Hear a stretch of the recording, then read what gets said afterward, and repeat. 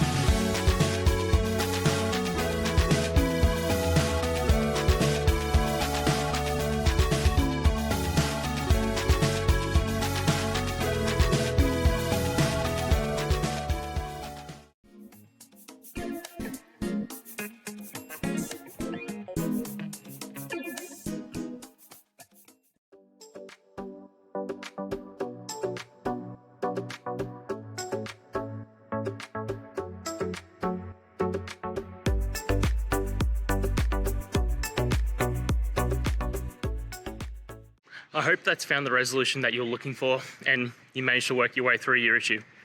Please, if it did help, hit subscribe. I'd really appreciate it. And until the next technical time you need help, have a good one.